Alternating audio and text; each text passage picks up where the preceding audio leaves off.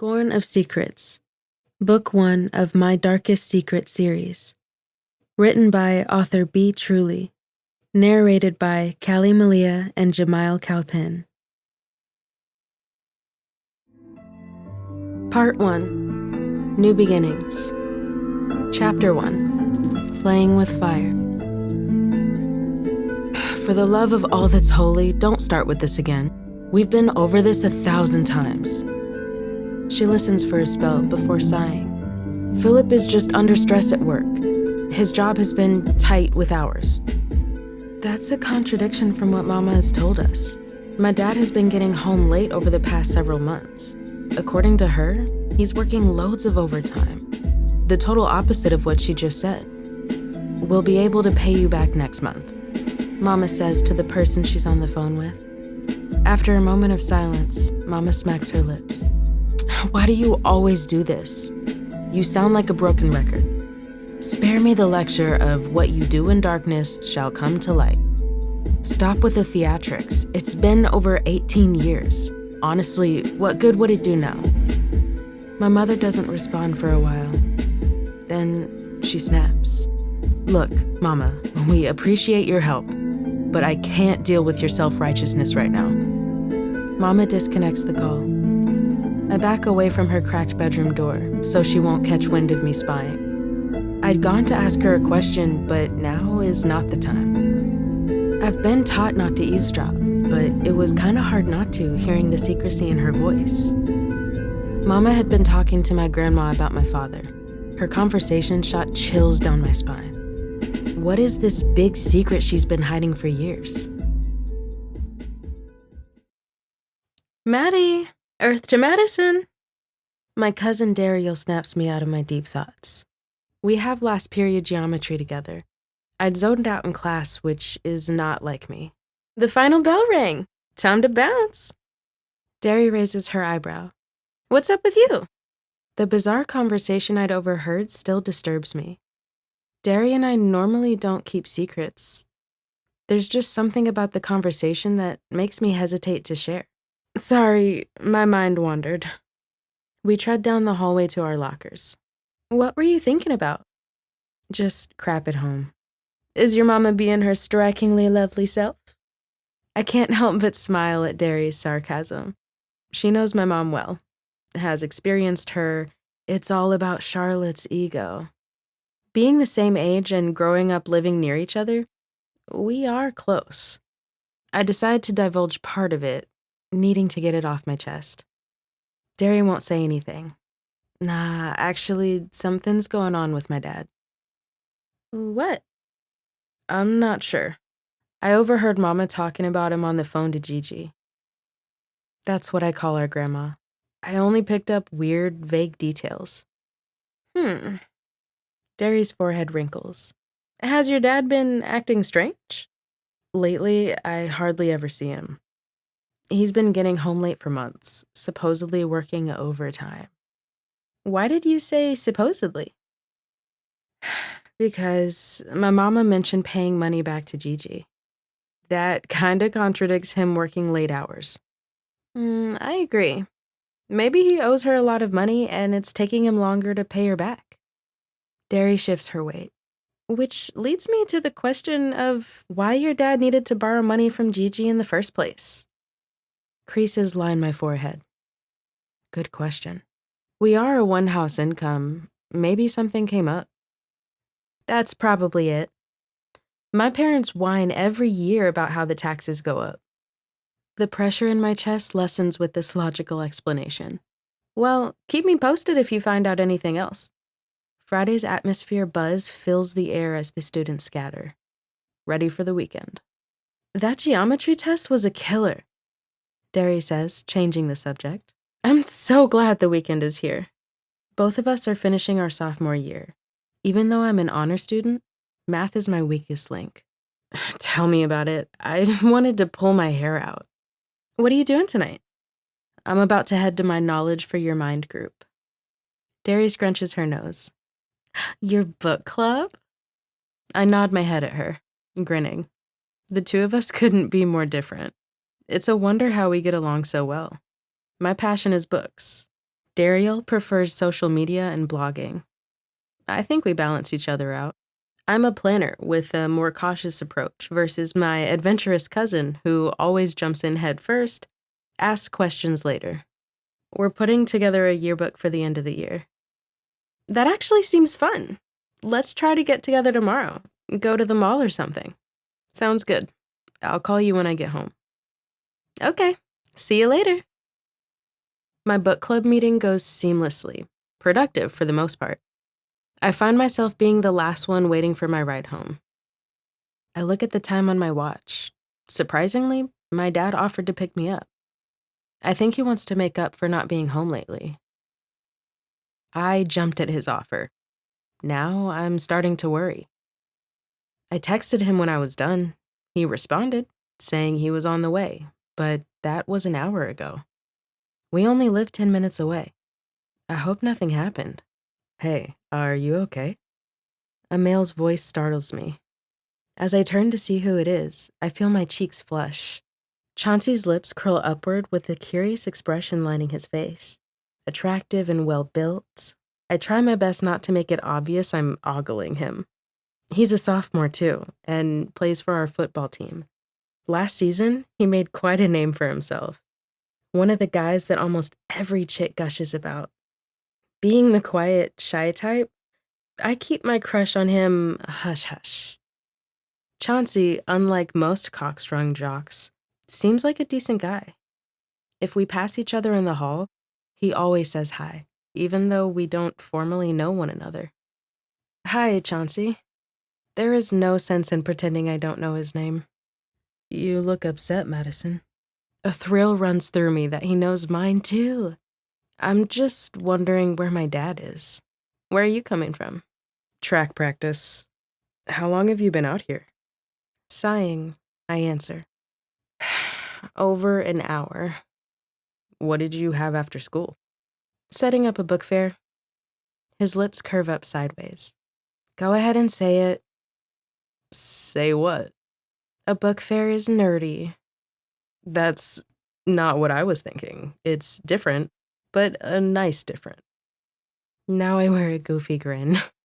Hey, Chan, are you coming or not? One of his compadres asks, heading in our direction with a group of boys. Yeah, give me a sec. He focuses his attention back to me. We're going to Tony's, the pizza joint. Do you need a ride? I'm sure my dad will show up soon. I'll give him a call if he's not here in a minute. In my peripheral vision, I see a car speeding down the road. Damn, they're in a hurry, Chauncey comments. I shift, uneasy, recognizing the Toyota Camry. Yeah, that's my ride. Oh, Chauncey replies with wide eyes. My father rounds the corner. He pops a wheelie going over the curb as he enters the parking lot, clearly in a rush. Usually my dad drives the limit, so I'm stunned he's driving like a maniac. Pulling up in front of us, he comes to a screeching halt. The passenger window glides down. Leaning over and speaking through it, he says, Sorry I'm late, sunshine. Hop in. His childhood nickname for me, which normally makes me grin, causes my face to heat. Chauncey is still standing nearby. I guess I'll see you on Monday, Chauncey says with his brow furrowed. I offer him a small smile, all I can manage. Somewhat skeptical, I climb into the passenger seat. My father speeds off just as fast as he came in. Whoa, Dad, what's the rush? I was late picking you up, kiddo. A wave of alcohol invades my nostrils. Surely he isn't driving drunk. I was just starting to worry. All's forgiven. Telling him that doesn't slow him down. He continues to push it through the light. I have to go somewhere after I take you home. That's why I'm in a bit of a hurry. More than a bit, I think, peering at the speedometer, which reads 60 miles per hour. We're in a 35 zone. Wrinkles line underneath his cinnamon brown colored eyes, and they appear sluggish. Is everything okay? He nods. Everything'll be fine. Don't worry. No reassurance comes from his words. His bizarre behavior is beginning to freak me out. His cell phone rings. startling both of us. He cusses under his breath before answering it. Shh. Yep. My dad listens briefly. I'll get it to you later this evening. His brow furrows. What do you mean that's not good enough? His forehead creases more and more as he holds the phone in a tight grip. That's not necessary. He glances at me, and his sluggish eyes dilate. I'll bring it by shortly. He hangs up, swearing. I need to make a quick stop. His smile is forced. I bite my lip. Where to? Close to downtown. It won't take long. I stir in my seat, praying we're not going to see whoever he was talking to on the phone. My dad appears to be in his own world, occasionally mumbling under his breath. I'm wary of asking any questions. He's acting like a totally different person. After working through traffic, he pulls into a complex of fancy townhomes on the ritzy side of town. Then he parks in the rear. Stay here. I'll be back soon, Dad tells me. My stomach somersaults. Tension pops off him in huge waves, filling me with dread. But no buts, sunshine. I mean it. Stay in the car. I poke my mouth out, nodding. As he walks toward the homes, I stretch my neck as far as I can. I see him standing at a door on the end to the left. He's only there briefly before disappearing. Might as well get some of my homework done since it's still daylight. In high school, teachers don't give you a weekend pass. I have homework in almost every class. Worried about my father, it is kinda hard to focus. I managed to finish my geometry homework. I'm growing more anxious by the minute. 20 minutes have passed with no sign of him.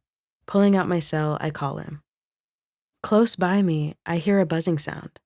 Leaning over, I spot a silver object lighting up. Darn it. He left his phone on the console. Another 10 minutes pass. Still no Philip. Screw staying in the car. My anxiety has reached an all-time high. Shutting off the engine, I put the keys in my pocket. Slowly, I creep toward the door I saw him go in. Not far from the townhome, I hear raised voices, so I quicken my steps. By the time I get there, the male voices are louder. Not bothering to knock, I try the handle, lucking out. It's unlocked. On tenterhooks, I open the door as quickly as I can. Upon entering, I hear my dad say, "This is all I have. I'll get you the rest. Just give me until the end of next week." 3 other men are standing in the living room. That's not good enough. The short one sneers. A stocky man grabs my dad by the collar of his shirt. With great force, he shoves him, lifting him against a wall. His feet are dangling in the air. Oh my God. The shorter dude shouts, "You have 24 hours to pay us the rest, or deal with the consequences." Chapter 2. Repercussions. All heads turn in my direction as I gasp loudly. "Who the hell are you?" the short man demands. "That's my daughter." My father chokes out. It's difficult for him to talk with the big dude's hands wrapped around his throat. "Let him go, you big brute." My voice sounds steadier than I feel. Short Stuff bursts out laughing, although I don't see anything funny. The third, medium-built man scrunches his nose. He appears ready to throw down if you even look at him wrong. "Madison, just go back to the car."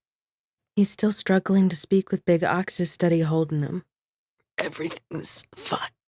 I'll handle this." The man strangling him is a clear indication everything is not okay. I cross my arms, not budging. "I'm not going anywhere without you." Short Stuff says, "I like her, Philip. She's got heart. Since I'm feeling generous today, I'm gonna let you make it. But you better have what's owed to us by the end of next week." Big Brute releases my dad. "I will. Come on, Madison." He wastes no time leaving. He pulls my arm, tugging me to the car quickly. I hand him the keys. Jumping into the driver's seat, my dad guns the engine, speeding out of the complex like a bat out of Hades. Determination is set in his features, wanting to get away from there as fast as he can. After we're on the freeway, I can no longer hold my tongue. Are you gonna tell me what in the world that was about? He shifts uncomfortably in his seat. I'm sorry you had to see that, but it's nothing to worry about. Appalled by his nerve, I turn to face him, crossing my arms. Are you really gonna sit there and pretend like everything is fine? I'm gonna deal with this. Make it right. Those men meant serious business. The big brute had you plastered on the wall. I'm not a little girl anymore, Dad, so please give me credit. This isn't a situation he can just sweep under a rug. I was worried sick waiting for over 30 minutes. You owe me an explanation. Prior to this, I never would have dared speak to him in this tone. But after what I witnessed, he needs to tell me something. Anything. I am close to panicking. Please, Dad. I'm scared. His face crumples. Sunshine, please forgive me. I never should have brought you in the first place. I borrowed money from him and I need to pay it back. It seems like they were willing to beat you up, or worse behind it. It's a misunderstanding. I'm gonna take care of it. He tries to explain. Sure it is. Elephants can fly, too. Mama's conversation replays in my head. Did he borrow money from my grandma to pay them back, but it wasn't enough to cover the loan? And why did he borrow money from the man to begin with? My senses are turning cartwheels, banking on the fact this dilemma is about more than a misunderstanding. What if you pay him back and he still comes after you? Don't worry your pretty little head. I promise, everything will work out. He eases up on the gas pedal. This may be asking a lot, but can we please keep this between us? I don't want to worry your mother for no reason. I disagree. There is plenty of reason to worry. He's definitely trying to downplay the situation. I'm old enough to know when I smell trouble, or an adult attempting to sugarcoat a predicament. I decide to hold my tongue, not wanting to overstep my boundaries. These occurrences with him are so out of character. Picking me up drunk and taking me where men want to cause him harm because he owes them a debt? Not typical. My mind spins in chaos, unsure of what to think. I remind myself that I could always rely on my father. He has always been a constant in my life, a person I can depend on, someone who always keeps me safe. I understand in life sometimes a person makes a bad judgment call. I am far from perfect, and I look up to my dad, so I'll keep his secret, cut him a break. Fearing for his safety is my only dilemma. Pushing down my unease, I reply, Of course I can. But do you promise you'll be all right? Leaning over, he kisses my forehead. I'll be fine, and nothing like this will ever happen again. My heart wants to believe him. Deep down, I feel a nagging in my gut, telling me this is not over. All I can do is pray for God to keep my daddy safe. For the following week, I feel like my dad and I have some sort of secret code. Guilt is evident in his expression every time we make eye contact. I haven't told a soul, not even Daryl, whom I tell everything. My older sister Tanya and I aren't close, so it's not like I can confide in her. I continue to pray for his well-being and that he pays those goons off. A loud shriek jolts me awake. I bolt upright in bed, startled. Another ear-splitting bang sound like it's coming from downstairs. I scurry out of bed to see what's going on. Tanya has heard the commotion coming from her room also. We both take the stairs 2 at a time. In the family room, Mama is yelling at Dad at the top of her lungs. Neither of them notices us. I spot the source of what probably made the loud noise. A broken vase lies shattered across the floor. Do you know what time it is? I can't take this anymore, Philip. It's 3 a.m. Where the hell have you been? Dad scratches his temple. I can explain. I can't wait for your explanation. It will probably only be lies. Mama pokes her finger into his chest. The evidence is on your breath. You're wasted. As usual.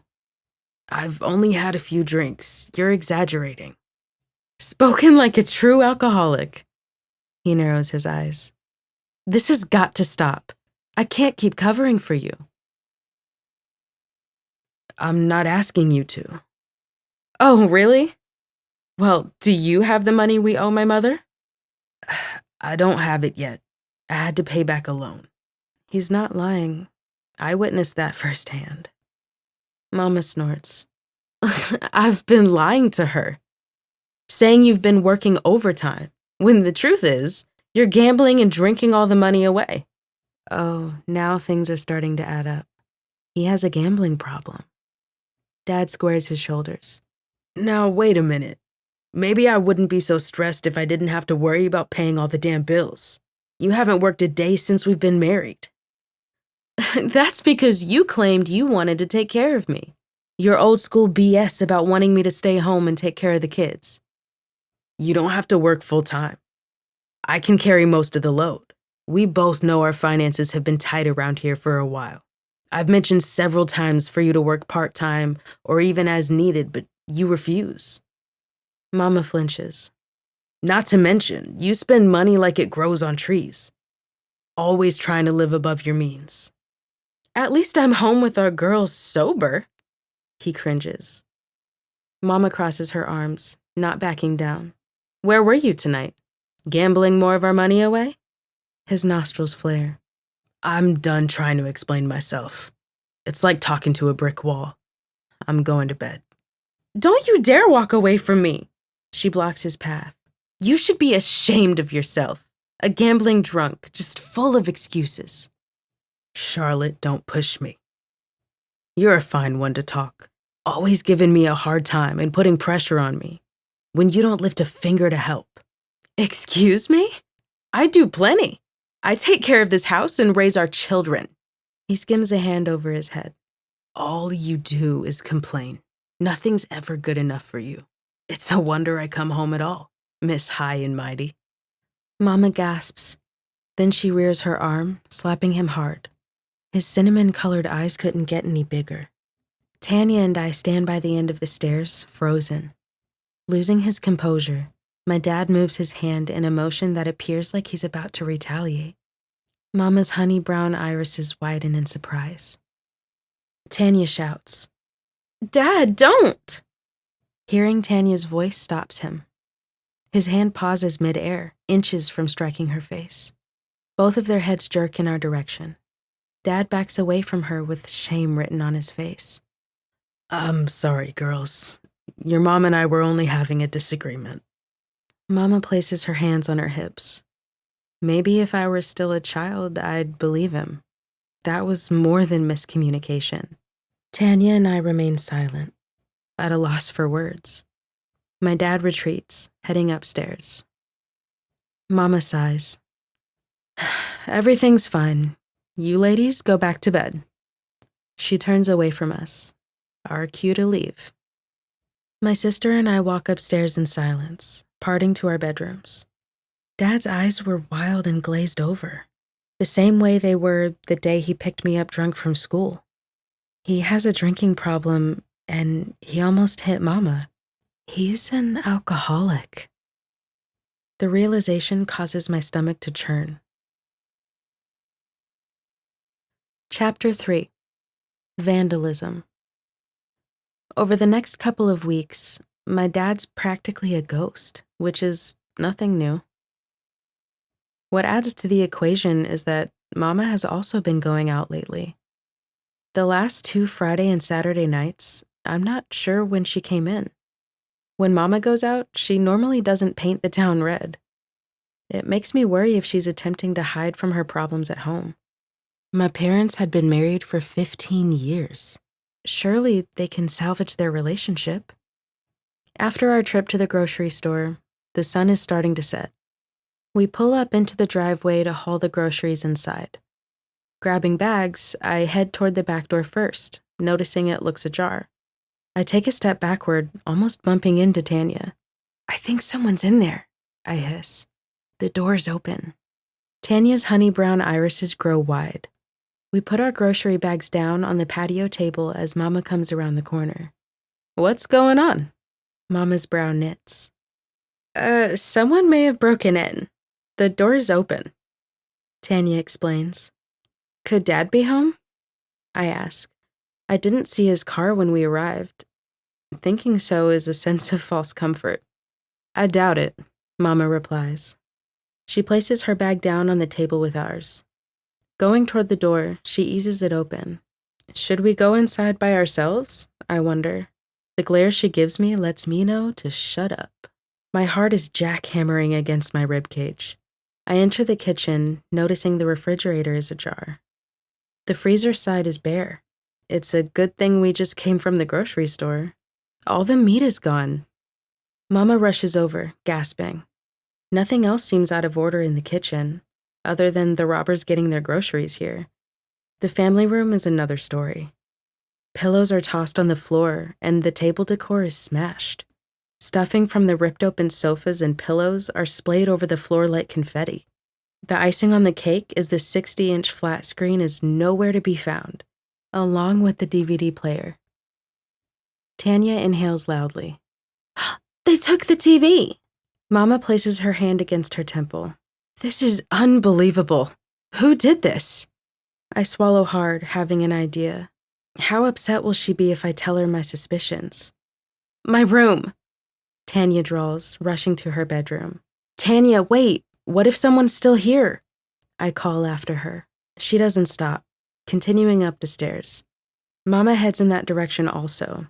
I follow behind her, my chest constricting with each step.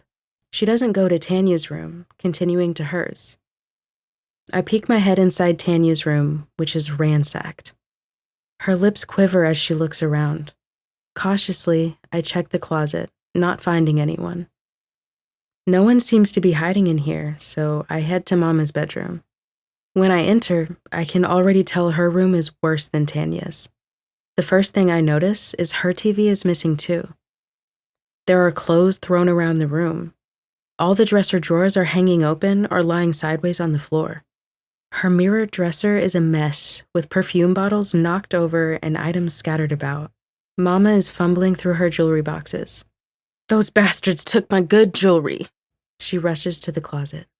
The bathroom door connected to their room is open. Something red on the mirror catches my attention. Stepping into the doorway, I feel my eyes grow large.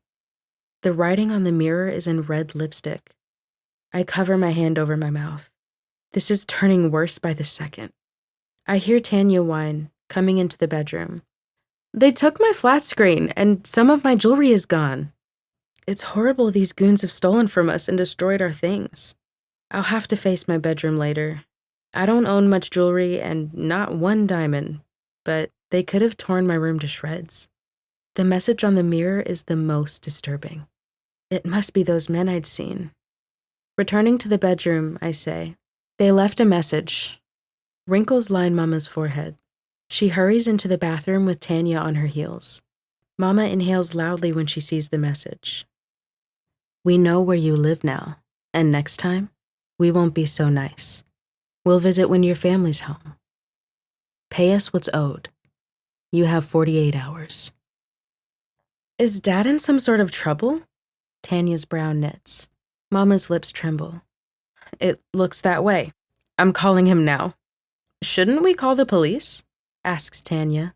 If those men are bold enough to come to our home to steal and trash it, there's no telling what else they're capable of. Fear of how deep in trouble my dad has gotten, I blurt. I think I know who did this. Mama's head whips in my direction. Well, don't just stand there. Tell me what you're talking about. Her face gets more and more contorted as I explain what happened the day Dad went to those townhomes and I'd walked in on him getting strangled. I should have told you, but Dad asked me not to say anything. He promised everything would be okay. Does this look okay to you? Tanya raises her eyebrows. You should have told me, Mama chastises me. But your father shouldn't have told you to keep it from me in the first place. She storms out of the bathroom. Grabbing her cell, she speed dials him. He doesn't answer, and she leaves him a nasty voicemail. We were just robbed. They trashed the house. Of course, you're nowhere to be found. You've gone too far this time, Philip. We've had to suffer for your shortcomings.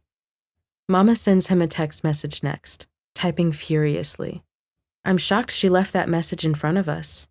She's normally so hush-hush about their problems, trying to pretend like everything's dandy. I've never seen her so mad. I'm upset with him also. He didn't fix this, and I'm scared of the threatening message they left us. We're not going to call the police, Mama tells us. What? Why? Tanya asks. The people who threatened your father must be behind this.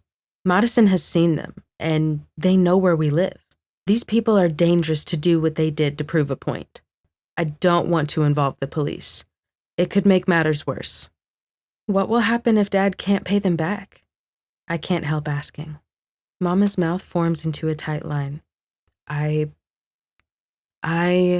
don't know. But I don't want either of you to tell anyone about this. What about our stuff? Tanya pouts. Do you guys have insurance to cover our losses? Mama doesn't answer. Instead, she replies, Your father will get this mess situated. It's not for you girls to worry about. Let's start picking up to salvage what we can, and remember what I said. Not a word about this to anyone. Chapter 4. Devastation. The house is still in shambles, and we've been picking up for hours, barely making a dent. The robbers had a field day with our property. Tanya and I are cleaning up in the family room when Dad shows up. Mama is in the kitchen. When she spots him, she doesn't hold back, hurrying into the room. Mama crosses her arms. Well, look what the cat dragged in. Dad changes his footing. I got home as soon as I could. Who are those men that ransacked our house? It was only a scare tactic. Well, guess what? It worked. I'm sorry for putting you guys in this predicament. I'm handling the situation. They won't come back. You can't guarantee they won't. Mama narrows her eyes and his Adam's apple bobs. What took you so long to get home? I was tying up loose ends. Mama's honey brown eyes dilate. What does that mean? Philip, were you gambling again? I'm doing what's necessary to ensure this never happens again. Taking care of my family.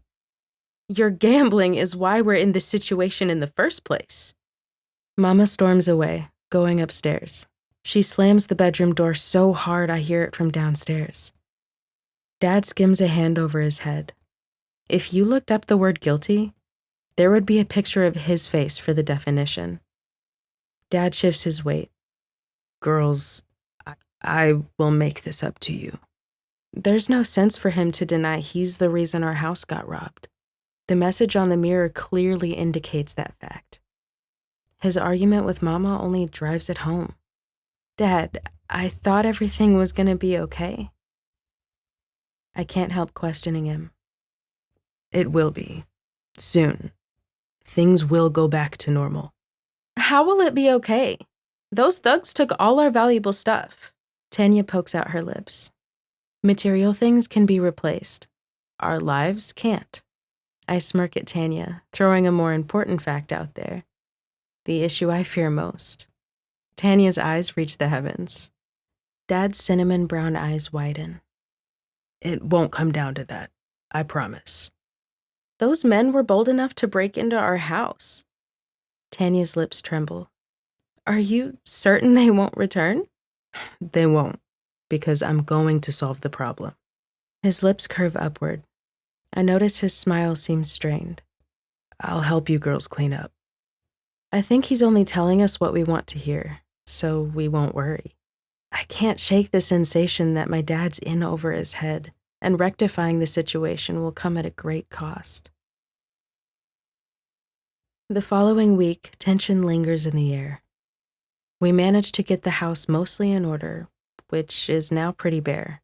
The majority of the furniture had to be thrown away. Dad is rarely home. My guess is either working or gambling. My concern heightens when he hasn't been home since the weekend. I rarely see him on a weeknight, but I don't remember seeing him at all since Friday night, 4 days ago. At the dinner table, I pick at my food. unable to shake the feeling that something is wrong. Mama went out again over the weekend. Now, she's pushing the food around her plate, too. Unable to stand it any longer, I blurt, "Has Dad been home? I haven't seen him in a couple of days." Mama sighs. "Your father hasn't been home since Friday night. I don't know where he is. He hasn't returned any of my phone calls or texts." Tanya gasps, and I drop my fork. "Have you filed a missing persons report with the police?" I ask. "No, I haven't, because I know what your father is up to, gambling the rest of our money away. This is not the first time he hasn't come home." "Has he ever been gone for this long? It's been 4 days," I question. Mama narrows her eyes at me. "Not this long, but from what I'm gathering, he owes a great debt." "What if he's hurt?" I try again. "We know those men threatened him. Your father is probably drunk as we speak. I'm tired of running after him. It's exhausting." Tanya bites on her thumb. "Maybe you should call the cops, Mama. Something could have happened to him. You said he's never been gone this long." "Fine," Mama gives in. "If he's not home by the morning, I'll file a report." Dad doesn't come home that night or the next two.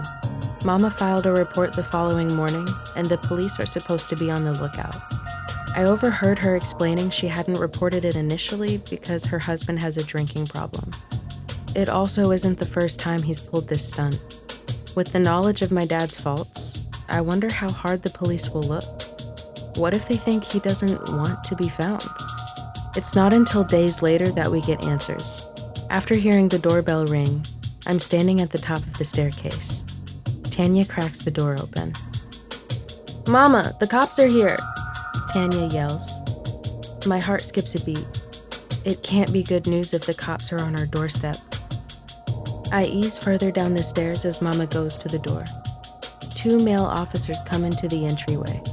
One man is speaking in a low voice, or maybe I'm involuntarily tuning out his words. When Tanya covers her face with her hands and Mama stumbles backward, I already know the verdict. "We'll still need for you to come down to identify the body, Miss Guillory. I'm sorry for your loss." I don't realize I'm sobbing until I wonder what those awful wails are. The sounds are emerging from me. My brain slowly replays what the officer said.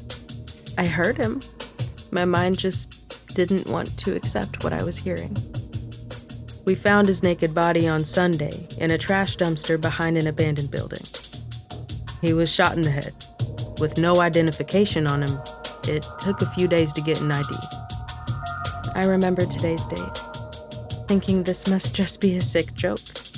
It's April 1st, April Fool's Day. And then the reality sets in as I see Tanya and Mama crying. The visual images invade my mind. My dad with a bullet in his head, naked and broken, abandoned. What kind of vile people would do this? They're monsters. The images of how my father was killed become too much. Doubling over, I vomit my dinner on the entryway floor. The rest of the evening becomes a blur as I try to accept that my dad was murdered in cold blood. The warm hues from the sun become obscured by misty clouds. The grayish-white masses of water vapor match my mood. Gloom with an overcast of rainy days to come. With grief consuming me, will I ever feel sunny again? The past week went by in a haze. The funeral felt like a nightmare I couldn't wake from. Now I have to grin in everyone's face at the repast held at my Grandma Gigi's home. Theater is not an art I excel in, so it will be difficult to hold a poker face. I plaster on a fake smile, accepting family and friends' condolences. My father had a closed casket. I ponder who all knows he was shot in the head. Mama's been very hush-hush about the topic. A mass of people from church, where the funeral was held, are here as well. Most of the family came down. Gigi's sister made the trip, my oldest aunt Corinne, and her son from Lafayette. The eldest brother Clemens from New Orleans is here with his wife and my cousin Kenya. My dad's mom, Grandma Guillory, has come from Shreveport, along with his father, Papa Guillory. His brother, sister, and several cousins are also in attendance. I don't see that side of the family often. Dad wasn't close with his parents, and his siblings live in another state. I haven't seen Grandma Guillory in at least 3 years. She encases me in a bear hug, grief-stricken with the loss of her son. "It's good to see you, Madison." Her smile doesn't reach her eyes. "You too, Grandma Guillory." My dad resembles his father, from his golden honey complexion to his facial features, same as mine. Grandma Guillory has smooth, flawless, ebony-colored skin. "How long has it been since I've seen you?" "I think it was Thanksgiving 3 years ago." Grandma Guillory shakes her head. "I probably would have seen you more if my son hadn't been so absorbed in your mother." My eyebrows rise. My mom, Charlotte, happens to be walking nearby and overhears her comment. Mama narrows her eyes at Grandma Guillory, who only holds her shoulders higher. I take it my grandma's not fond of Mama, hence why we rarely travel to Shreveport. Dad was born there. He met Mama while he was in college, and they decided to make a life in her hometown of Baton Rouge. I speak with Grandma Guillory for a while longer, and I tell her I'll try to visit soon. Papa Guillory is wobbling around under the influence. I haven't seen him without a drink in his hand since we arrived. He's talking louder and louder by the minute. Grandma Guillory excuses herself to go chaperone her husband. My cousin Kenya approaches me while I'm hiding outside. She's 2 years older. Unraveled energy rolls off Kenya. She's always been energetic, and she has no problem speaking her mind. Dariel has nothing on her. Kenya invented the word candor. "How are you holding up?" Kenya asks. "I'm kinda operating on autopilot." Kenya steps closer. "It must be difficult. I heard your dad got shot in the head. Do you know what happened?" I flinch. Guess that answers the question about people knowing how my dad died. Although they may not know the underlying details, they have some insight. I don't know the fine details. I change my footing.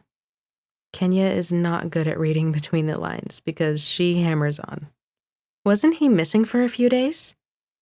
Yeah. "Was your dad into drugs?" Derry catches wind of my unease, coming outside. She swoops in to rescue me. "Kenya, your mom is looking for you." Kenya bites her lips. "Do you know what she wants?" Derry shrugs. "No, but she says it's important." Kenya rolls her eyes. I'll be back in a minute, cuz." I need to do a better job at hiding. Kenya's interrogation is making my stomach queasy. "She's clueless, huh?" Derry shakes her head when Kenya is out of earshot. "Yeah, she's more outspoken than you." Derry's lips curl upward. She's aware of my father being shot in the head and found in a dumpster. I left it at that, not wanting to dredge up the probable reason behind him getting shot. Derry didn't ask either. A relief. "The repast should be over soon. Folks are starting to leave." The tension balled up inside me begins to unwind. The repast is sort of like a masquerade party. The people here are giving their condolences while secretly gossiping about my dad's death. I have no choice but to go along with the facade. I remind myself, I only have to fake smile and pretend everything is okay for a little longer.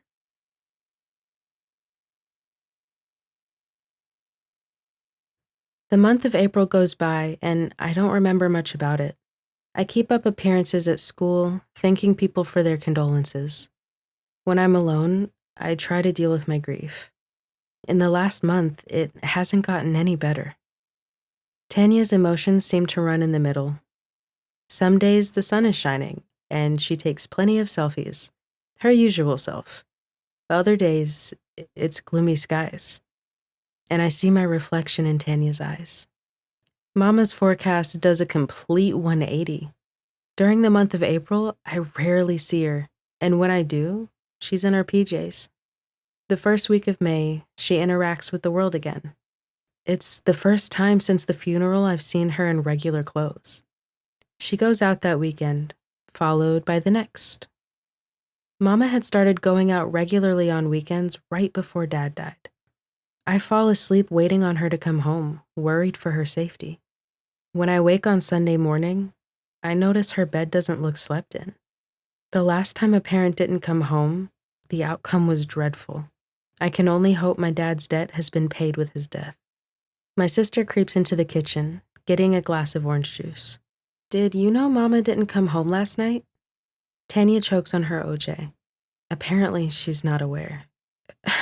I'll call her, Tanya says. 20 minutes later, I'm picking at the scrambled eggs and sausage on my plate. Tanya nibbles on her bottom lip. Her plate barely touched. Mama hasn't returned her call yet. A couple of minutes pass.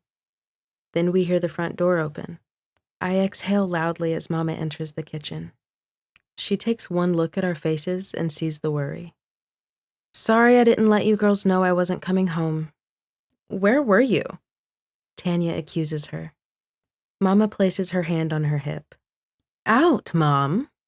I could have sworn that I was your mother. Tanya smirks at her. We were worried. When Dad didn't come home, Mama changes her footing. Next time, I'll call. Next time? She must have had a ball if she plans on making this a habit. Tanya scrunches her nose. What is that on your neck? I catch a glimpse of a red and blue mark on the side of her neck before she covers it with her hand, taking a step back. It's nothing. Mama's cheeks are scarlet. I'm gonna take a nap. You ladies can decide what you want for dinner. When I get up, we can cook. She's out of the kitchen before I can blink. I don't know whose mouth is hanging lower, mine or Tanya's. That looked like a passion mark on her neck. Surely she couldn't have been getting her groove on. My dad's grave isn't even cold yet. Mama sits us down to go over our new norm. You girls are old enough for me to be frank. I've had to get a job to help with the load. Both of you also need jobs ASAP. Tanya wrinkles her nose. I thought Dad got an insurance check from his job. The insurance money barely put a dent in the debt your father put us in. Mama sighs. The situation must be bad if she got a job. I've never seen her work. Ever. If I'm available, I'll help with your transportation to work. If not, you'll need to take an Uber. Why can't we drive Dad's car? Tanya asks. Where is Dad's car? Come to think of it, I haven't seen it since the last time I saw him. His car has been repoed, so we only have one car. We'll just have to make do. What if we can't find a job? I ask. There's still time before summer starts. I expect both of you to actively be looking, and I'll be garnishing your wages. What do you mean? Tanya's brow knits. I'll be taking most of your checks. We have to work to help pay the bills? Tanya crosses her arms. If you want to eat and have a roof over your head, then yes. The income from my new job won't be enough to cover the bills alone. Tanya pokes out her lips. Derry and I have been talking about getting a summer job anyway. We don't have a choice if the money is that tight. We'll have to pull together. Chapter 5. Rico Suave. Mama continues her new weekend trend. She goes out and doesn't come home the next 2 weekends in a row. The only consolation is that she informs Tanya and me beforehand. Why do you think Mama's going out every weekend and not coming home? I huff. Tanya shakes her head. Looks to me like she's dating. But Dad hasn't been dead for even 2 months. I didn't say I like it. I think the hickey on her neck she was sporting the other week was a dead giveaway. I've come to the same conclusion. I just want it to be another explanation. It's too soon. What can we do about it? Tanya shrugs. Maybe she's grieving, and this is a phase. So much for Charlotte's dating being a phase. If it is, it's not one she's growing out of. Sunday afternoon, Mama is scurrying around, straightening up. She's dressed in her best, a fancy, pearl-colored knee-length dress. She must be going out again. Her long, silky black hair looks glamorous. Is dinner almost done? Mama straightens her jazzy dress. Yes, just about. Good. I have a guest coming over I want you and your sister to meet. My neck jerks backward. Who? You'll meet him soon enough. My stomach roils, pondering who Mama's mystery man is. Tanya and I are setting the fancy china on the table in the dining area. We normally only eat in this room on special occasions. Mama has given us specific instructions on setting up. Do you have any idea who Mama's mystery man is? Tanya raises her eyebrow. No clue. I can't believe she's inviting a man over for dinner. It must be serious if she wants us to meet him. The doorbell rings. Guess we're about to find out. Tanya sighs. My company is here, and I expect both of you to be on your best behavior. Mama fluffs out her hair before she sachets to open the door. A tall, attractive man with caramel-colored skin enters. Mama loops her arm through his, walking him into the family room. Tanya shifts her weight. I suddenly find the floor more interesting. My blood's boiling with her having the audacity to bring a strange man into our home when she's barely been widowed for 2 months. If this is her grieving, why can't she deal with it in another way? Other than running into the arms of a new man? Mama's honey-colored irises dance. Girls, I want you to meet a good friend, Reagan Jenkins. Reagan, this is my older daughter, Tanya, and my younger, Madison. You mean your boyfriend? I blurt. Mama narrows her eyes at me. I shrink away from her piercing gaze. Reagan's lips curve up to the side. It's nice to meet you both. Tanya says hello, not louder than a whisper. I'm too irritated to speak, so I remain quiet. Let's eat, Mama announces, leading Reagan to the dining room. I push the food around my plate as Mama fills in the gaps about Reagan. He's into real estate, a broker with his own company. He lives in Houston, Texas, and they met while he was in town. Reagan has been coming on the weekends to visit, which explains where she's been. The way Mama is fawning over Reagan, you'd swear he was The Rock or Vin Diesel. The entire time I'm thinking, it's too soon for you to be dating. Next week is only 2 months since your husband's death. The little food I've eaten threatens to come up when I contemplate if she's trying to replace my father. Why else would she flaunt her new man around like everything is peachy keen? Tanya has on a poker face. She smiles, pretending to be involved in the conversation. From her sarcastic comments, Tanya's on the same page as me. She's not happy about Mom and dating either. Dinner seems to drag. I tune out Mama's epic story about Reagan. The only thing I've caught her saying in the last 20 minutes is that he has 2 sons my age, and his wife died 3 years ago. Reagan's plate is clean, so I offer to take it. Dish duty calls my name, and anything to get away. I know Tanya has had her fill when she offers a hand. Tanya's mouth is pulled into a tight line as we do the dishes. I'm washing, and she's loading the dishwasher. After a glance in the dining room to make sure they're still socializing, I say, You still think she's going through a phase? Tanya shrugs. I hate to admit it, but it seems like she's moved on. School ends. I made it through my sophomore year, barely remembering the past 2 months. I managed to find a job a week later. Dariel and I land a gig at the same store in the mall. Tanya is still applying at places. Working turns out to be a good thing. It helps keep my mind off my sorrow. Derry and I are on lunch break, grabbing a bite to eat from the mall food court. Is your mom still acting like a teen going out every weekend? Derry asks, taking a bite of her pizza. Yep. I throw a French fry in my mouth. I can't believe she has a boyfriend.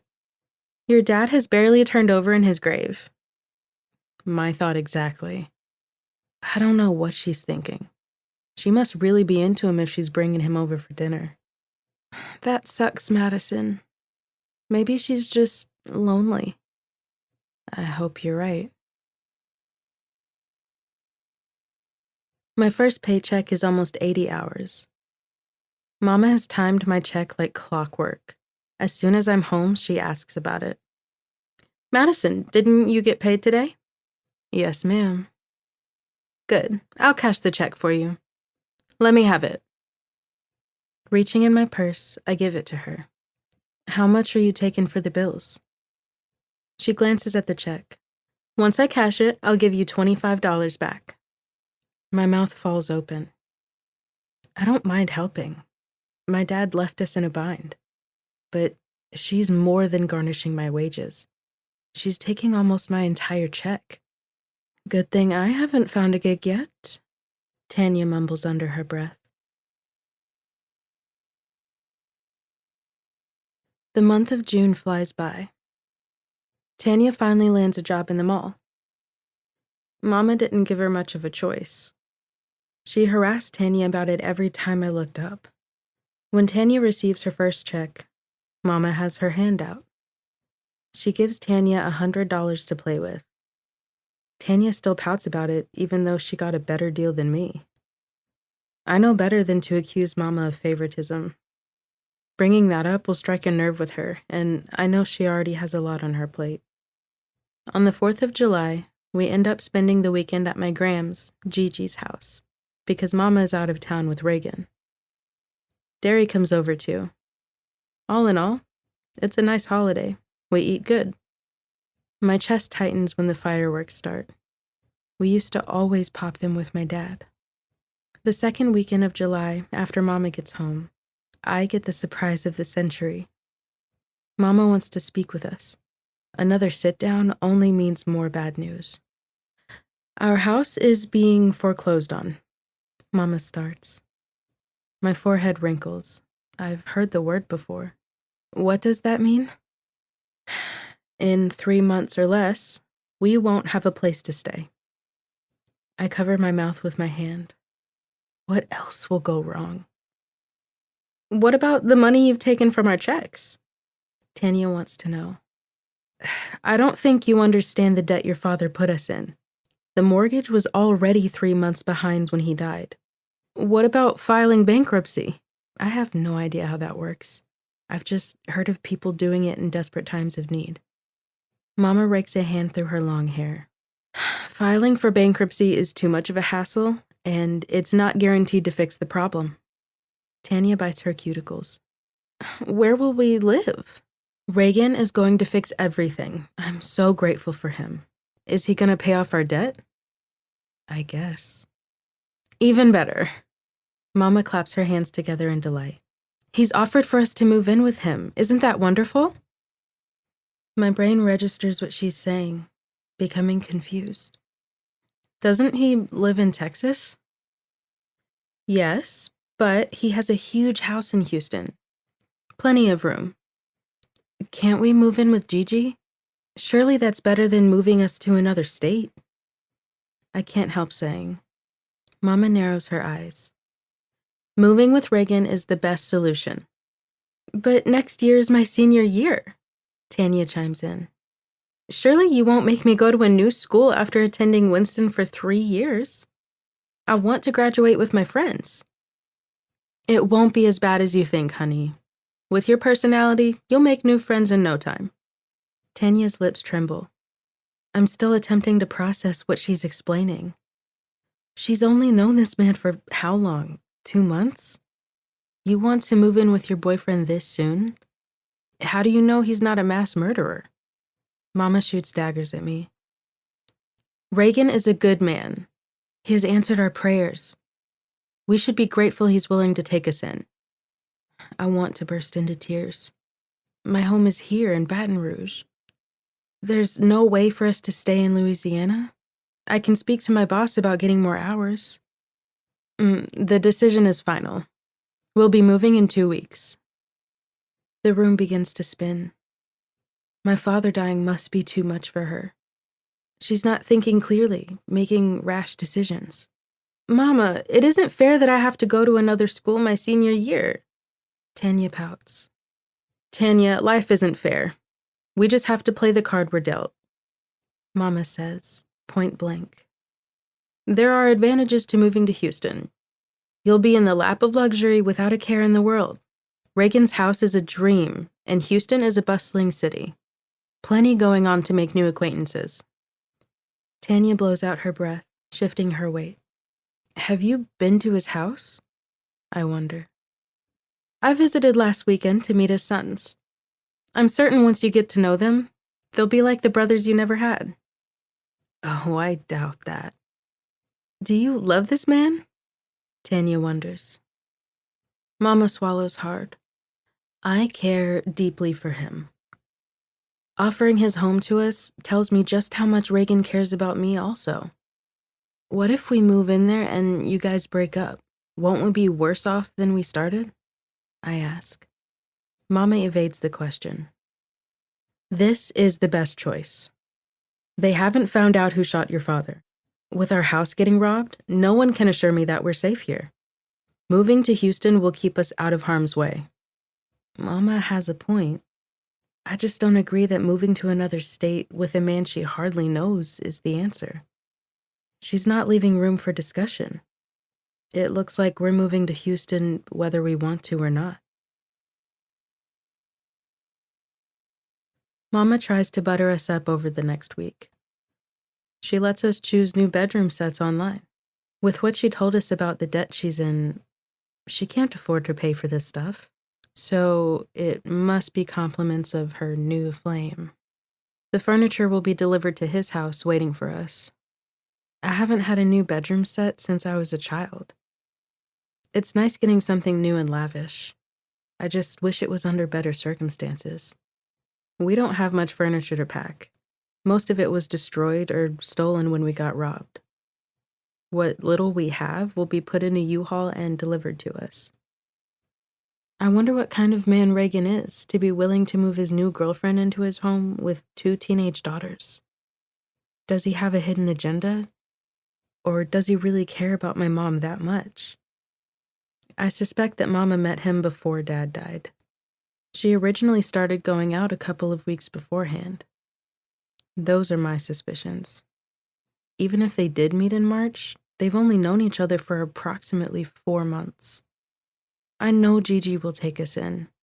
Is Mama's pride getting in the way of her asking for help? The conversation I overheard between Gigi and Mama before all this happened comes to mind. The fact that she had already taken money from Gigi she couldn't pay back might be the reason she can't ask for more now.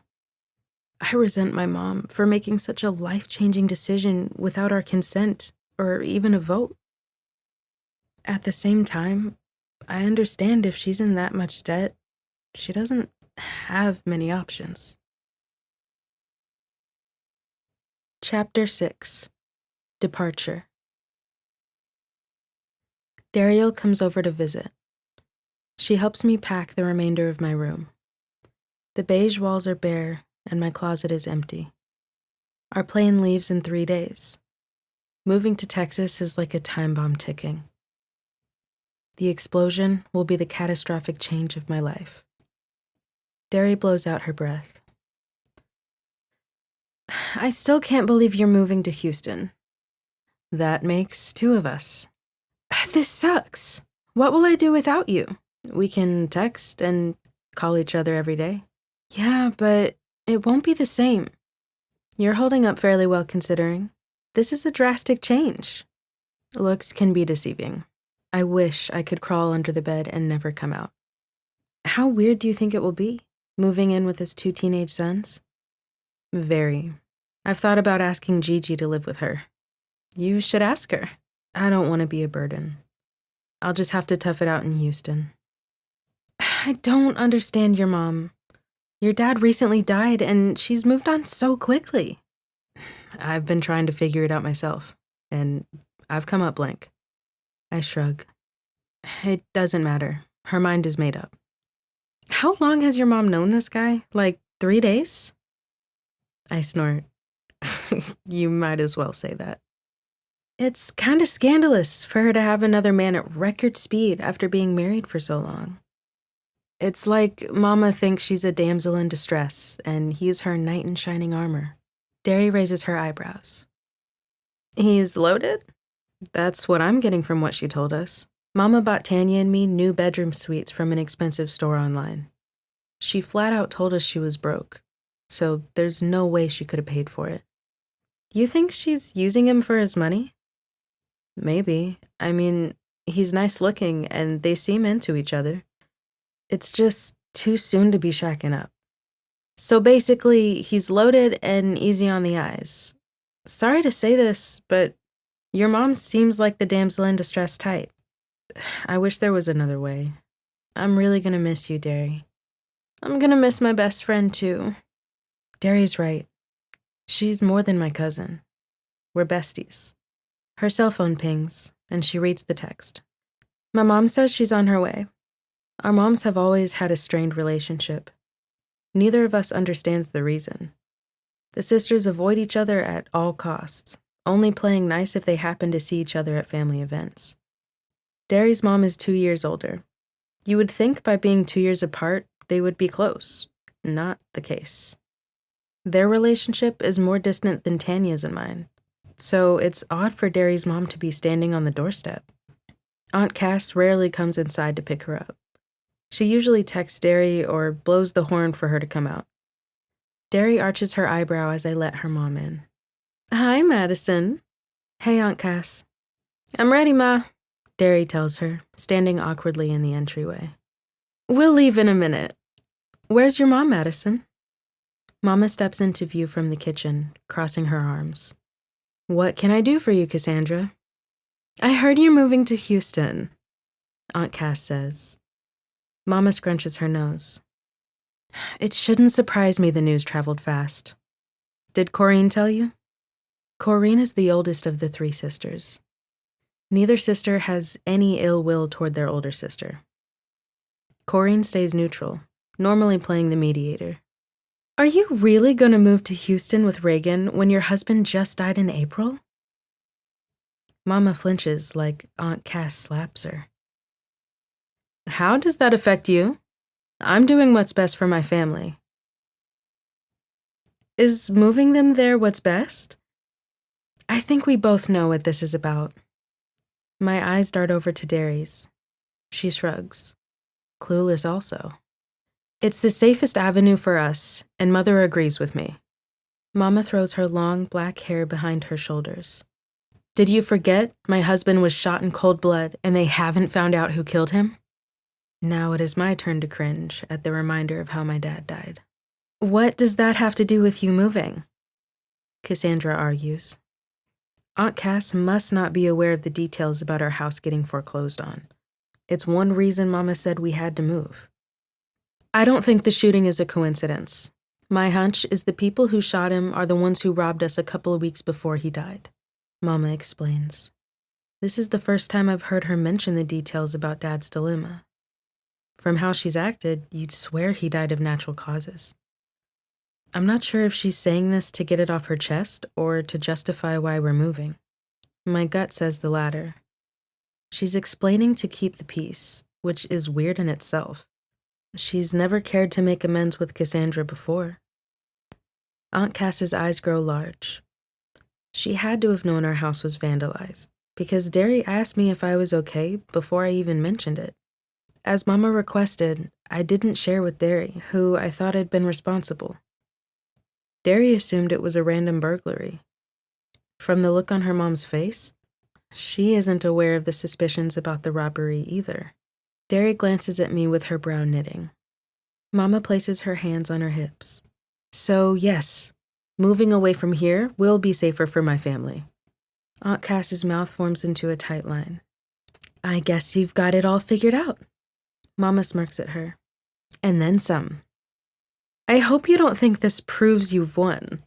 I got over that mess a long time ago. This was never a game, Mama shrugs. If it were, then I won a long time ago. If that's what you think, then you're more delusional than I thought. Aunt Cass shakes her head.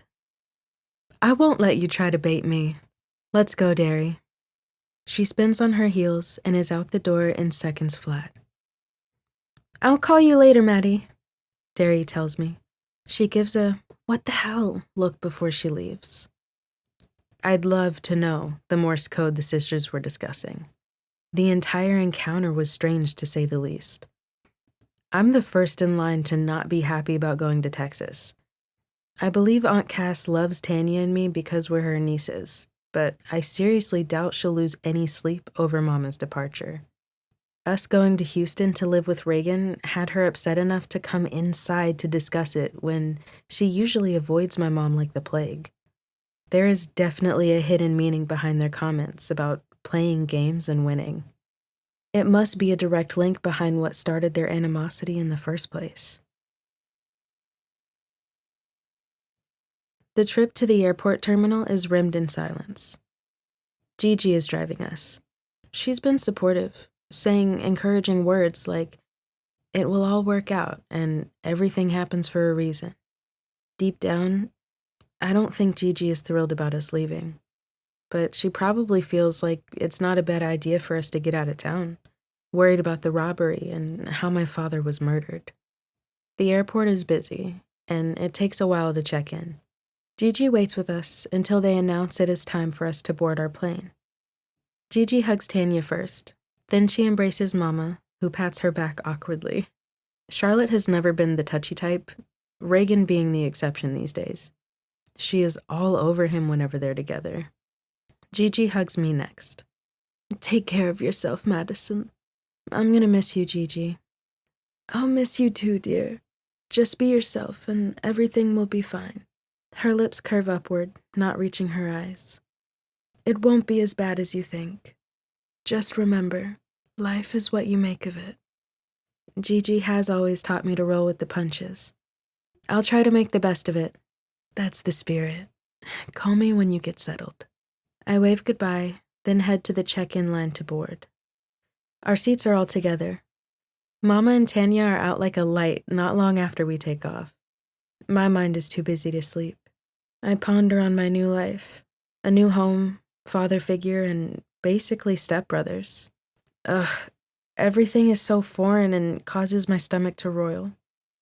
Staring out the window, I study the white puffs of vapor. Clouds can form countless shapes. There are so many possibilities. I imagine them to be what my life could be if my father hadn't died and I got to stay in Baton Rouge. The thoughts keep my mind off what's to come, imagining my life turning out with a happy ending. My daydream is a fantasy, and reality sets in when the plane starts to land. Reagan is waiting for us at the airport. Mama's honey brown irises light up when she spots him, grinning like a schoolgirl. She walks right up to him, planting one on his mouth. My jaw drops. It's not a timid kiss either. Mama must have missed him terribly. She's not holding back. Reagan returns her kiss for a moment. He must remember where he's at because he pulls back with a goofy grin. Hello, ladies. I'm glad you made it. He addresses Tanya and me. His lips curl upward, appearing genuine. You girls remember Reagan, Mama coos. He helps retrieve our luggage, then we head to his SUV. Houston has 2 airports. We arrived at the bigger one. Continental. Reagan makes small talk on the 45-minute drive to his house.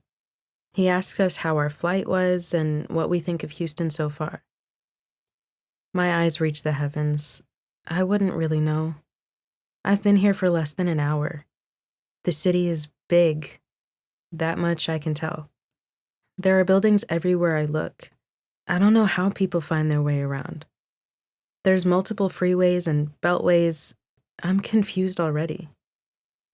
Reagan gets off Beltway 8, going down a bustling street called Westheimer. This street is more like a highway, with at least 4 lanes on each side. Restaurants and stores fill every space. The parking lots are packed too. Houstonians love to shop and get their grub on. Reminds me of New Orleans. This part of town appears ritzy, resembling a Californian suburb. The buildings are made of fine brick and stucco. The landscaping is lovely. Trees and lush vegetation surround the area. You can tell it's well cared for. Reagan turns off to a more secluded street. The trees are larger here, creating a sense of privacy. As we drive, I see a massive peach-toned brick wall.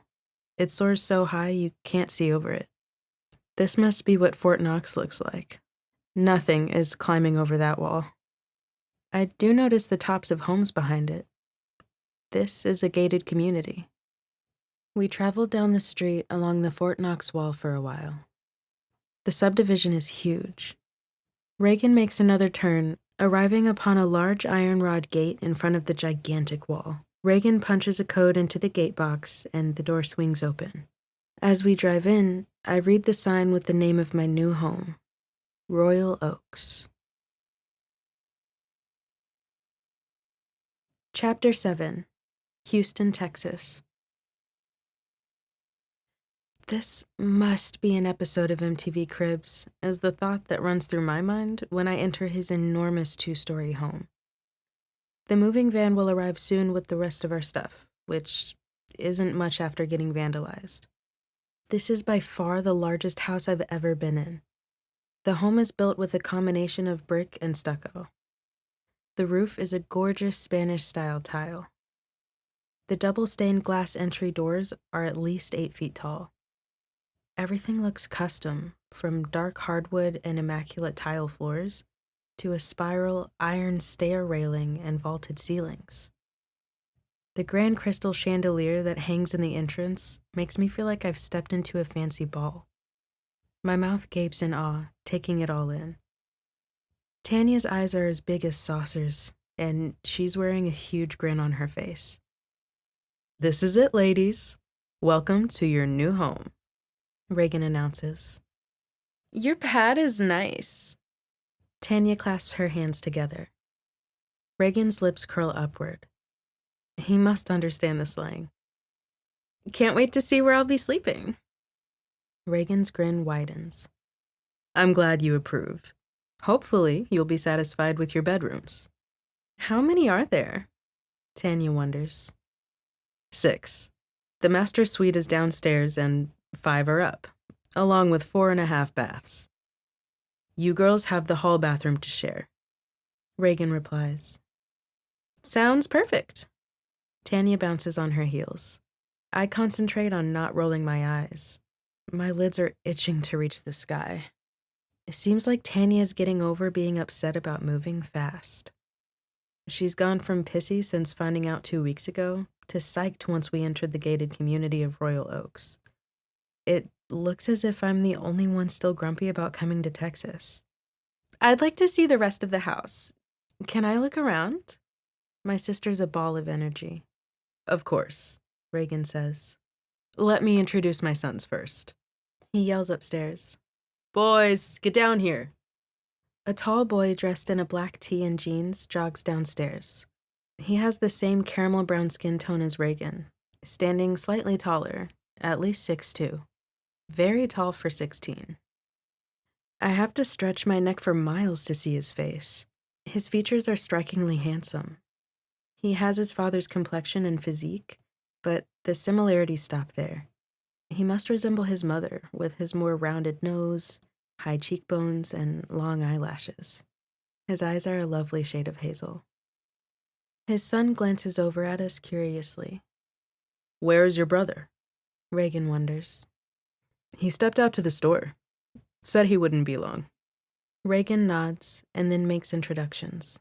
"Jackson, you remember my lovely lady, Charlotte Guillory." Jackson extends his hand. He doesn't seem bitter about us moving in either. "Hello again, Miss Guillory." I want to scream, "It's Mrs." but decide to keep my lips sealed. Reagan clears his throat. These are Charlotte's daughters, Tanya Thibodeau and Madison Guillory. What's up, Tanya? Jackson acknowledges her first. As Tanya's eyes roam over Jackson, a spark ignites in her honey-colored irises. I want to gag. Hey, Jackson, or should I call you brother? Tanya teases. Jackson chuckles. Definitely not. Call me Jay. Most everyone does. He winks and Tanya's cheeks flush. His mannerisms are the epitome of cocky. I'm willing to bet Jackson knows just how attractive he is. Jackson pivots to me. You must be the baby sis, sweet cheeks. Is he deaf? Reagan just told him my name. I go by Madison. His face dances with mischief. Gotcha. What's up with having different last names, sweet cheeks? I glance over my shoulder. Yeah, I'm still talking to you. Jackson's grinning from ear to ear. Shrugging, I make a mental note. He's the butthole brother. My sister has my mother's maiden name. We had the same father, but Tanya was born 2 years before they were married, and they never changed her last name. That's not my place to explain. You'll have to ask her. I tilt my head toward my mom. Jackson bursts out laughing. I like her, Dad. Tanya scrunches her nose. Mama gives me a piercing stare.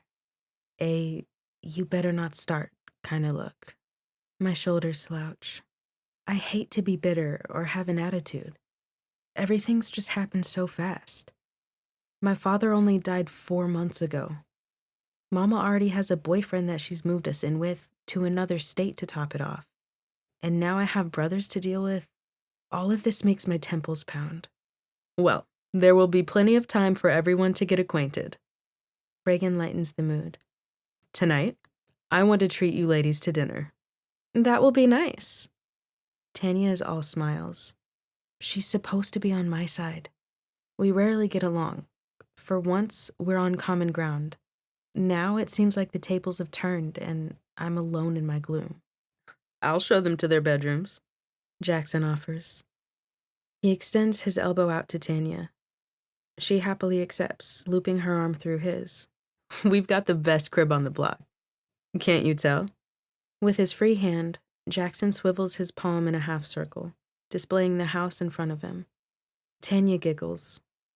This babe comes equipped with all the good stuff. Wait until you see our theater room. It's decked out with plush leather recliners, a popcorn machine, and the best sound system. Tanya's face lights up. Lead the way. Jackson glances back at me. Come in, sweet cheeks. My sister is definitely on board. Already won over by the luxurious pad. I tag along like a puppy with a tail between my legs.